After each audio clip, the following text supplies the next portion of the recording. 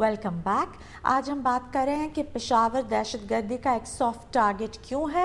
इस वक्त मेरे साथ स्टूडियो में हसन अस्करी साहब मौजूद हैं और पेशावर में हैं बशीर अहमद बिलोच साहब।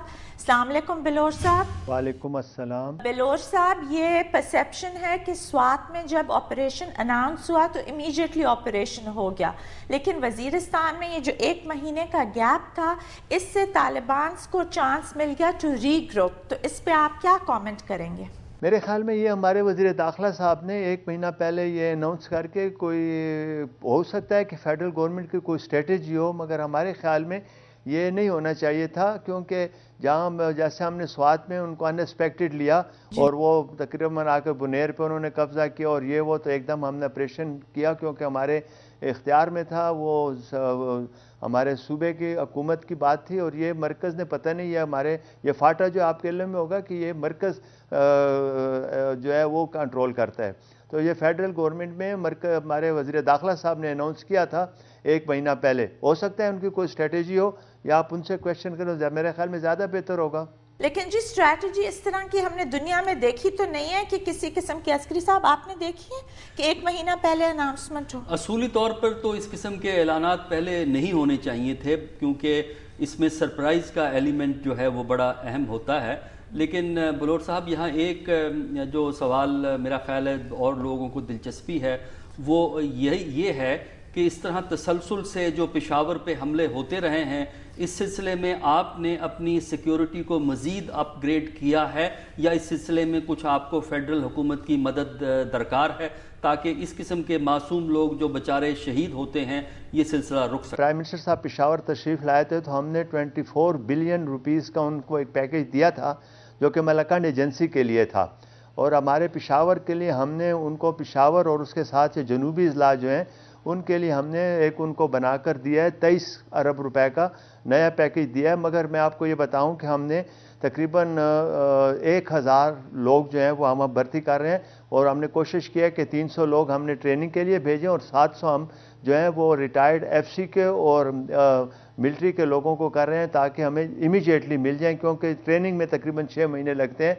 तो हम 700 लोग पेशावर के लिए वो भी भर्ती कर रहे हैं, और आज चीफ मिनिस्टर साहब ने 2000 सिर्फ पेशावर के लिए 2000 लोगों के लिए उन्होंने आज फैसला किया है हमने। और फिर हम स्कैनर भी, हम हालांकि बड़ा महंगी चीज़ है, वो भी हम मंगवा रहे हैं, और हमने वो जो डिटेक्टर्स हैं जो कि गाड़ियों से पता चलते हैं वो भी मंगवा रहे हैं, और ये सब कुछ इंशाल्लाह जो डिटेक्टर्स हैं वो 15 दिन में पहुंच जाएंगे, और जो स्कैनर हैं उस पर ज़रा सा टाइम लगेगा क्योंकि इंपोर्ट करना पड़ता है। तो हमने काफ़ी तरीके से उनको रोका हुआ है, और खुदा के फजल से गवर्नमेंट जो है, हम जो है, हमारा ये डिसीजन है कि हम इनके साथ इंशाल्लाह मुकाबला करेंगे। और ठीक है कि गरीब लोग मर रहे हैं और हम उनको कंपनसेट, तो इंसान की तो कोई कीमत नहीं, अरबों रुपए का बिलोच साहब, मैं यहाँ आपको कट करूंगी। कॉम्पनसेशन का काफ़ी इशू है और ये इशू शेरपाल साहब ने भी उठाया 1-2 दिन पहले। तो कॉम्पनसेशन उनको अनफ नहीं मिल रही और टाइम पे नहीं मिल रही, तो इसकी क्या वजह है? और एक और सवाल मैं ये करूँगी कि जो फेडरल गवर्नमेंट से आपने ग्रांट्स मांगी और प्राइम मिनिस्टर साहब से, तो ये क्या आपको दी गई? बिकॉज इस वक्त तो आप लोग एक प्रॉपर जंग की हालत में हैं। जी, वो जो हमने 24 बिलियन रुपीस मलाकांड के लिए मांगे थे, वो उन्होंने मेहरबानी की हमें 6 बिलियन रुपीस दे दिए थे, और उस पर हम वो मलाकांड में जो है वो जो फोर्सेस जो है वो उसको वो स्ट्रेंथन कर रहे हैं, और हमारे सूबे के लिए उन्होंने दिए नहीं। मगर मैं आपको ये बताऊं कि हमने फैसला किया हमारी कैबिनेट ने कि हम अपना एनुअल डेवलपमेंट प्रोग्राम को पीछे करके हम ज़्यादा प्रेफरेंस जो है वो दे रहे हैं अपने डिफेंस और ये लाइन आर्डर सिचुएशन को कंट्रोल करने के लिए। कंपनसेशन की जो बात है, तो पहले हमारे यहाँ जो शहीद होते थे उनको 1 लाख रुपये देते थे, और जो ज़ख्मी होते थे उनको 50,000 रुपये देते थे। अब हमने उनको चेंज करके जो ज़ख्मी है उनको 1 लाख रुपए, और जो शहीद होते हैं उनको 3 लाख रुपए सिविल लोगों में। और जो पुलिस है उसको हमने ज़्यादा वो दिया क्योंकि वो हर वक्त सामने खड़े रहते हैं, तो उनकी जो है वो पैकेज जो है वो बहुत ज़्यादा है। उसके लिए हमने 15 लाख रुपए जो पुलिस का शहीद होगा वो, और एक उसका कोई बेटा या भाई या चचे का बेटा, उसको हम पुलिस में नौकरी भी देंगे, उनको प्लाट भी देंगे। तो हम अपनी तरफ से सब कुछ कर रहे हैं, और हमने अपनी पुलिस को प्रोटेक्शन के लिए भी उनको कॉम्पनसेशन नहीं मिल रही। नहीं, देखें जी, आप कंपनसेशन की जो बात है ना, जो डेथ हो जाती है ना, तो उसके सेशन सर्टिफिकेट भी होते हैं ना उसका। तो अगर एक भाई मर जाता है तो दूसरा भाई, एक भाई कहता है मुझे दें, दूसरा कहता है मुझे दें, تو اس کے لیے ٹائم لگتا ہے. ادروائز ہمارا فیصلہ ہے. یہ بدقسمت یہ ہے کہ ہمارے میڈیا میں بڑی باتیں آ جاتی ہے کہ جی وہاں ٹائم لگتا ہے. پہلے ہمارا یہ فائل جو ہوتی تھی وہ ڈی سی او سے جاتی تھی ہوم سیکرٹری سے چیف منسٹر ہاؤس جاتی تھی.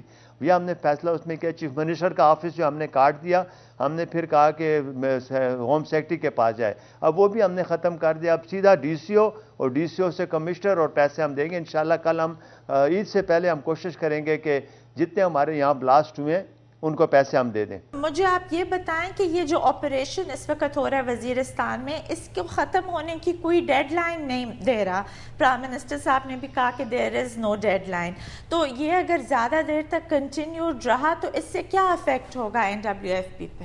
دیکھیں جی یہ تو جنگ ہے نا, تو جنگ میں تو کوئی بھی کسی نہیں کہہ سکتا کہ ہم کتنی مدت تک کو. اب 65 کی جنگ ہوئی, کسی نے ٹائم لیمٹ دیا, 71 کی جنگ ہوئی. یہ تو کوئی ہارے گا جب جیتے گا تو تب بات بنے گی. مگر ہم انشاءاللہ کوشش کریں گے کہ 1 مہینے کے اندر, مجھے یقین ہے انشاءاللہ کہ 1 مہینے کے اندر یہ کنٹرول ہو جائے گا. Thank you very much Bashir Ahmed Baloch صاحب for being with us here today. Doctor صاحب, بشیر بلوچ صاحب نے کہا کہ مذاکرات نہیں کریں گے اور جماعت اسلامی کا موقف ہے کہ مذاکرات کرنے چاہیے. تو اس پہ ابھی ہم لیتے ہیں ایک بریک, اور بریک کے بعد ہمیں جوائن کریں گے لیاقت بلوچ صاحب. ہمارے ساتھ رہیے گا.